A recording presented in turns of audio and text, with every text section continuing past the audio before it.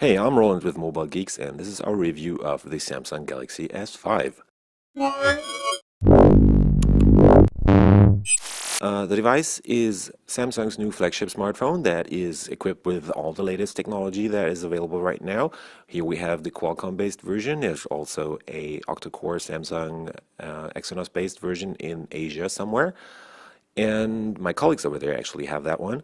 But this review is about the 801 based, Qualcomm based version. So as I said, Qualcomm is in there. So it's the new Snapdragon 801 2.5 gigahertz version. So that's the MSM 8974AC as opposed to the international version of the HTC One M8, which sports the AB version that only runs at up to 2.3 gigahertz. This guy right here has 2 gigs of RAM, 16 gigs of onboard flash storage. There's also a 32 gig version coming out, but that's not available right now, at least not in Europe as far as I know. And yeah, we have a 5.1-inch full HD resolution Super AMOLED panel. That is definitely an awesome screen. Let me tell you that ahead of the time. And yeah, we're talking about a plastic casing right here. We have a 16 megapixel shooter on the back. There's a heart rate monitor integrated into the device on the back right there. Also, there is a fingerprint reader integrated into the home button down here. Doesn't work as well as on the iPhone 5S, I can tell you that. There's a bunch of hardware buttons down here, so Samsung sticks to its concept right there.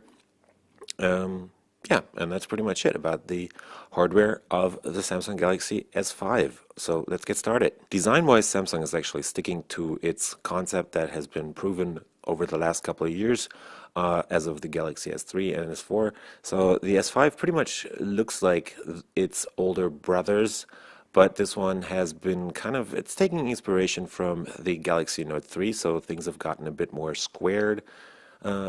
I don't know if you can see that, but the corners are just a bit flatter.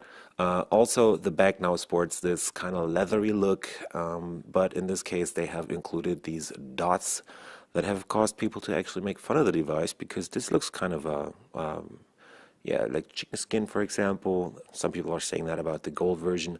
But in reality, this actually looks better than it does on most photos. Even on the promotion photos that Samsung released when they launched the device, it didn't look that good. But if you see the device yourself and have it in your hand, it will definitely look better to you than on the photos. It has this rubberized back, so it's more resistant to scratches than its predecessors. That's definitely a good thing, but it's still plastic. So we have a chrome rim running around the device, and that is definitely also not metallic, but it's definitely plastics. So Samsung is also sticking to that concept. Other people are going other ways or different routes, as HTC is showing with its M8 or Sony is doing with their Xperia Z2. Down here we have a USB 3 port that is covered by this flap, and this flap also tells you another thing about this device because this top high-end smartphone is actually waterproof. So Samsung has invested a bit into making this resistant to water. So you have a special membrane in the headset jack that is definitely keeping water out. There's also this cover for the USB port down here. And the second thing is they're actually integrating a like this lip that goes around the insides of the device and covers all the important parts, so no water can get in here. Yeah, so design-wise, nothing much has changed. I mean, the borders around the screen are a bit thicker, I think, than on the other devices Samsung released earlier, but that's probably because of the water resistance stuff they've done there. Yeah, other than that, still a standard design if you like plastic or robust plastic in this case. And you can live with this leathery dotted back that might not look good to many people. Then this is definitely a good choice. But there's, as I said, other companies that are doing a better job, at least what I think, since Samsung or Sony is using glass and HTC is going the metal way. Talking about the memory specifications of the Galaxy S5, I'm wondering because This device only has 2 gigs of RAM, so Samsung hasn't gone all the way and followed the Galaxy Note 3 with a 5-inch version of their top-end smartphone, or with a follow-up to the S4, and hasn't added another gig of RAM, so there's only 2 gigs of RAM in here. Most of the times that doesn't really matter, but more RAM is always good, right? So why not put 3 gigs in here? Definitely not a letdown, but definitely not something that I would have expected from Samsung. Also, there's only 16 gigs of onboard flash storage in this guy. Why not 32? Because 32 would have just been more high-end. Also, they probably haven't done that because they wanted to keep the price down or keep the margin up, depending on what you do, and lower the price a bit. So the S4 5 is also has come to market at a bit lower price point than the S4. But since Google hasn't is not allowing installing apps on the SD card anymore as of KitKat, that might have been something that Samsung should have thought about, to actually go towards 32 gigs in the standard version. You can always extend the memory, so there's an easy way to access your SD card back here. So you can always throw in 128 gigs of SD storage back here to add up to your to add to the onboard memory, and make room for more movies, music, and other media contents, since installing apps on here on the SD card is no longer possible. Definitely enough storage, definitely enough RAM, but more would have been better for a high-end device. The screen is definitely a highlight on the S5, since this is a Super AMOLED screen and Samsung has improved it quite a lot compared to the S4. So on this guy, you can actually crank up the brightness up to 440 candela, but only in the automatic settings. In standard settings, you would go up to 350, which is still decent. And including or combined with Samsung's very good or nicely functioning color adjustment software that's in here, you'll be able to read this guy in this bright sunlight without any problems. There's also the big advantage of an AMOLED display that the contrast is super high on this. It's pretty much infinite contrast on here, so in the end you'll always be able to read this guy in the sun. But you have to remember, in the bright sunlight, turn on the automatic brightness setting, because otherwise it won't turn up the brightness up to all the full 440 candela that is actually possible. Another thing I noticed is that it is definitely a bit aggressive on the automatic brightness adjustments, but a nice thing that Samsung has done here is you can manually adjust or add a bit of tolerance to the brightness settings. So in my case, I felt that it was going too dark in low light surroundings, so I just drag up the slider there and it gets a bit brighter. Good for me, I can read stuff, and so that's pretty cool actually. It also works the other way around for sure.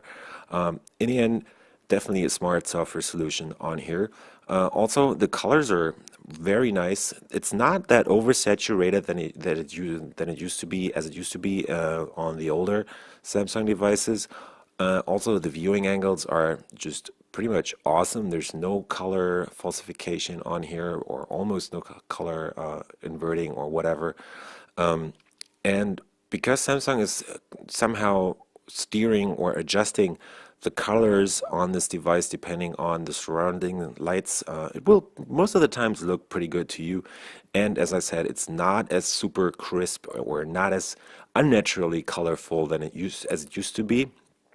It's still very colorful, but now it looks more natural, and it definitely looks good. It is definitely a super crisp and super sharp screen where you won't have any problems reading even the tiniest texts on here. The resolution is still at 1920 by 1080, and the pixel density has been lowered a bit compared to the Galaxy S4, but it still looks way awesome, including all the great color reproduction, or the good color reproduction on here, the super high brightness and the color adjustment stuff that Samsung is doing here. It's definitely one of the best displays around right now on the market. The camera on the Galaxy S5 is definitely a step up from the S4, because this one has a 16 megapixel resolution. The sensor size has stayed the same. They have increased the pixel density and added more pixels, so there's theoretically less light hitting those more densely packed pixels on this sensor. But what Samsung has done here is they have reduced the light leakage on the pixels. So what they're saying is there's more light, or the light is more definitely or more better received by the sensor. So the quality should definitely be the same. Resolution has gone up, so you have definitely got a better picture. I haven't really had the chance to compare it to the S4, but this camera is definitely doing a good job, as you can see in Nicole's video. Another thing Samsung is doing here, they have some highly aggressive noise reduction.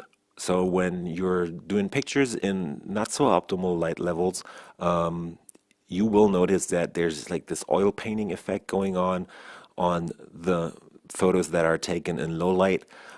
In some cases, it might be really extreme when the software is going a bit overboard and actually makes it look like a painting. So you always want to make sure to have enough light around, but that's something that always has to be taken care of on most smartphone cameras. Software-wise, it's definitely an improvement compared to the S4.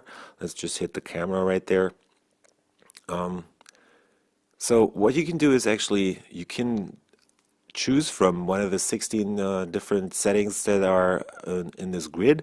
There's, I don't know, it's like probably like around 30, 24, whatever, different settings and other stuff that has to be adjusted here. And what you can do is you can just replace the ones that are in this steadily visible menu while shooting. So I had actually to place the flash down here so I can turn it on and off without going into the menu first. So I don't know if that was the same on all devices, but in my case I had to move the flash down here to actually have it handily, readily available when I was just running around shooting and I didn't want to go into any menus.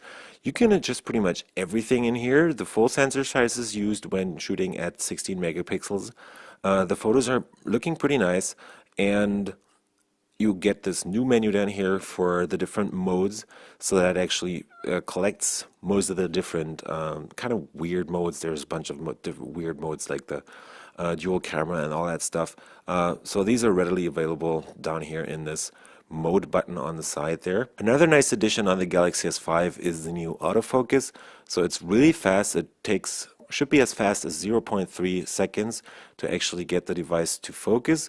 And another thing that I noticed is that if you move it around like this, you'll notice that sometimes the device doesn't even have to focus because it kind of sticks to something and remembers how the focus was at that point. That's probably because the device is continuously shooting without me hitting the buttons right here.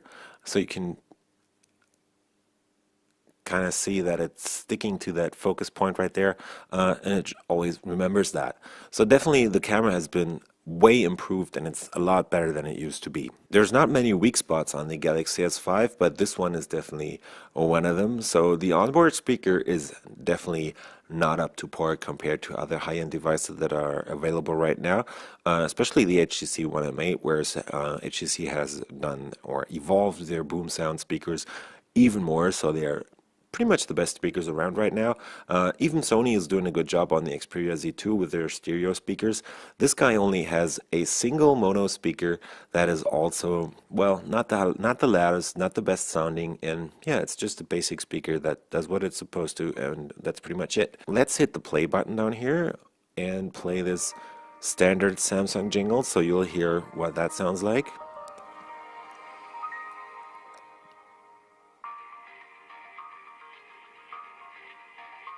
So there's not much of a bass going on, and the mids and the highs are also not too good.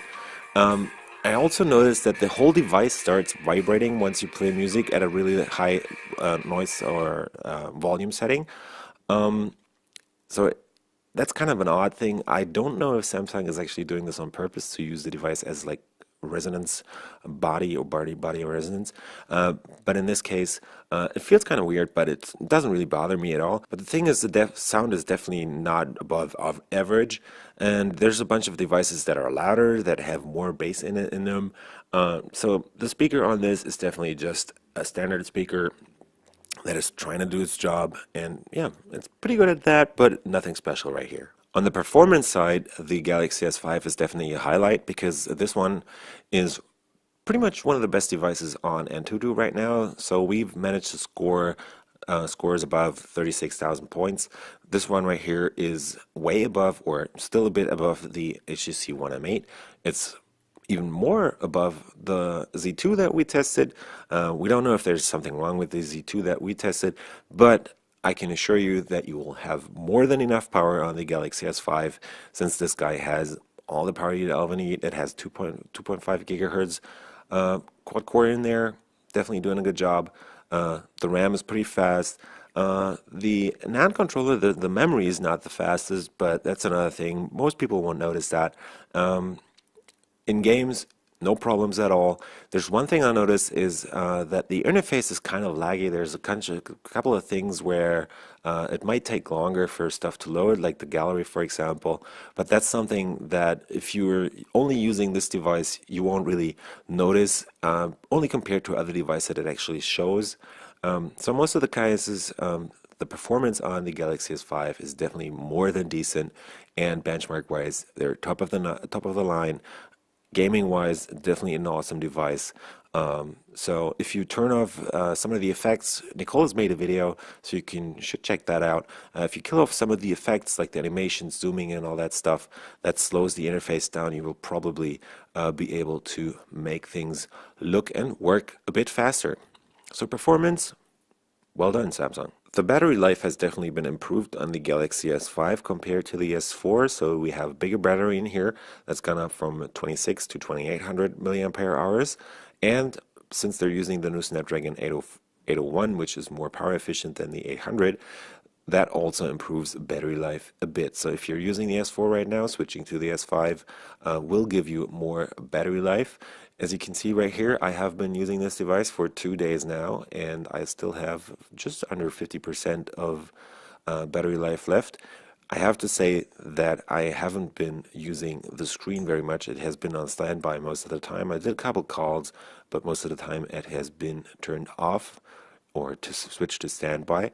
So the super high brightness on the AMOLED screen is definitely sucking a lot of juice right there, but it will give you a longer runtime. So you should definitely make it to up to 2 days of battery life that are easily available on this if you keep your usage in check. So if you're a guy or a girl who's using this device or who is constantly checking for mails and stuff or messages or whatever, you will make it mostly through the day, charge overnight, and you're good.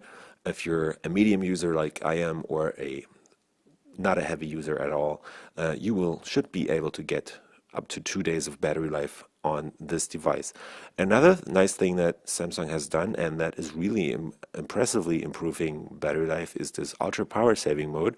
So what they're doing here is they're turning off the colors on the screen. They're switching to a black and white or grayscale mode only, and they're also, I think, turning off a couple of cores on the Qualcomm chip that's in here. So you have a reduced functionality, so you only get the phone messaging, a browser, and a bunch of other things that you can also select yourself. But what it does is basically it reduces the colors that are used on the screen, and since this is an AMOLED screen, it will only use the pixels that are really illuminated right now. So the screen will cut the power usage. Also, the cores are switched off, or I would guess that they're only using one core, for example, right now, so that improves battery life drastically, and you can actually use this device for 6 days now with about 50% left on the battery. So that's definitely a nice thing to have, and it's even more effective than what HTC is doing on the M1, where they have their extreme power saving mode. So the ultra power saving mode on the Samsung S5 is definitely a nice idea and something that many people are gonna love on this device. So you can always make calls, send messages and stuff. If you don't have a charger around and have to spend a couple of days without the charger, that's the best way to stay connected without using or without losing your phone or connectivity. Samsung has actually managed to make the software on the Galaxy S5 better compared to its predecessor. I mean, that wasn't hard, right? but they've done a pretty good job actually. There's still a bunch of inconsistencies concerning the design itself, but mostly it looks pretty good. It has been modernized a bit. There are flatter icons around. Their design is not as plasticky or not as super colorful compared to what it used to be. I mean, it's still Samsung and it's still TouchWiz, but it has definitely been an improvement made right here. For example, all the icons are pretty much redesigned except for the ones on the home screen. I mean, they're new too, but these are all squared. Also, the apps are mostly squared looking. Back here in the settings menus, Samsung is switching to this more round design, which kind of reminds me of, well, for example, Migo. Um, but it's a flatter design, it's a more clear design language, and what they've also done is they have cleaned up their messy settings menu. It's still kind of a mess because you have like 50 different settings that are all in this grid. You can switch to a list view that makes it a lot easier to actually navigate right here. And another cool thing that they have done is they have integrated this search function. So if you search for the language, for example, the corresponding settings will show up right here. Another cool thing is the new on-screen keyboard. So they have done a bit of work there, integrated Swift key style typing by swiping. The size or the distances between the keys have been widened a bit. And it's pretty comfortable to type on, so it doesn't make you switch to a different keyboard as quickly as you would maybe be used to from Samsung's older devices. So also in this case, a nice improvement made there. Samsung has also dialed down on their own apps that are included in this. There's still a bunch of those S apps like S Planner, for example, or S Health or S Voice or whatever. But most of them have actually been taken out of the device and are now available as free downloads from Samsung's App Store. But there's still this weird case where you have two apps for most things. So you will get the Google apps in here. So you have Chrome right there. You have Music Player, for example, Play Music. You have Gmail, for example.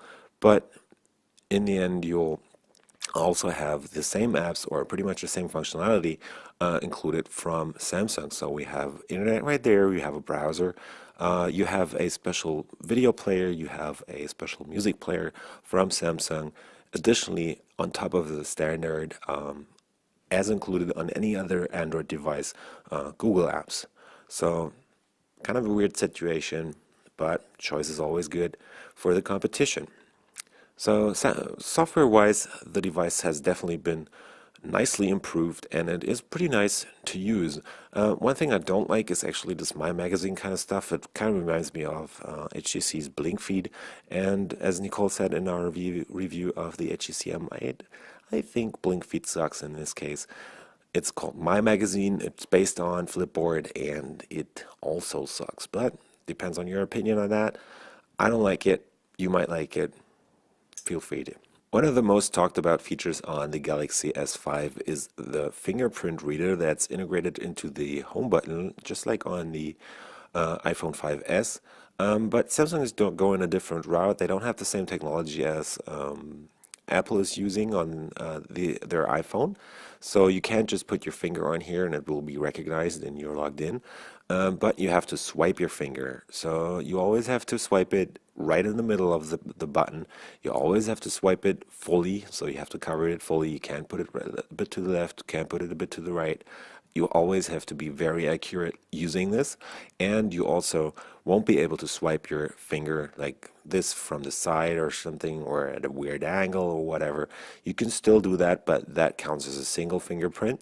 As an additional fingerprint, I mean. So the fingerprint reader is not really practical in day-to-day use. At least that's what I found. And sometimes it just won't recognize your finger. So there it worked. But if I go back here again, let's just switch to Fingerprint Manager. And if I do it like a bit off, like this, it won't work. If it is a bit off to the side, not gonna work. Oh, that one worked actually. Nice. So it's not a really consistent experience right here. You can always scan your finger, like set up a special fingerprint for when you have your fingerprint or your finger a bit angled, but that's not a really practical way. After a couple of days, you will definitely switch to another version or another way of login, for example, patterns or numbers or whatever. You just switch it because it's not really practical to walk around with a device and always swipe your finger like this, very accurate over the fingerprint scanner down here.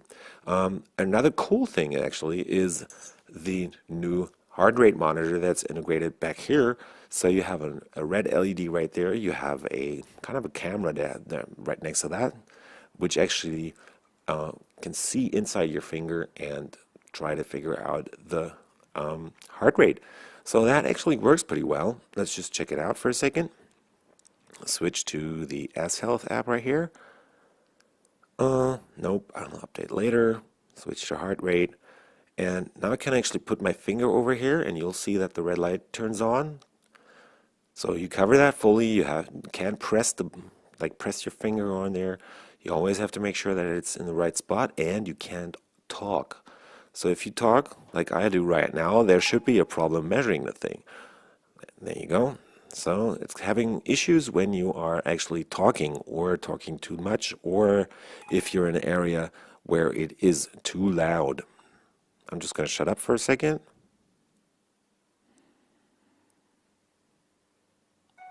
See, so that works actually.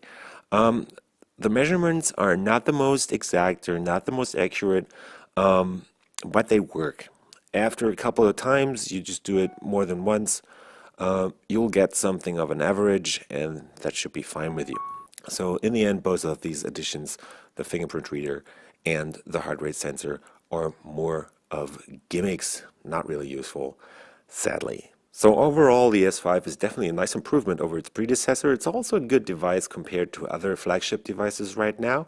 If you can live with a build quality that is kind of plasticky, where you have a rubber back that is nicely improved over its predecessor, again, no fingerprints, no scratches, very well done. There's also waterproofness, which is another highlight of this device.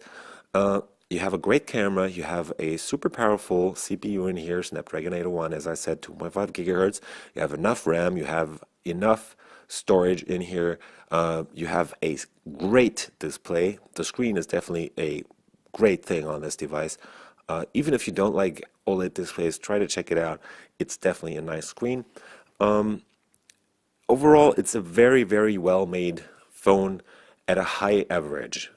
If you can live with the small downsides, like for example, the not so well working fingerprint reader, you're never going to use that anyways.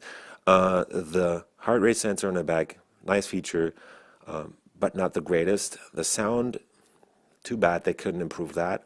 You just put a metal casing around this Samsung and everybody's going to love you for that. Because the S5 is definitely a nice device, and we're kind of looking forward to its, next version.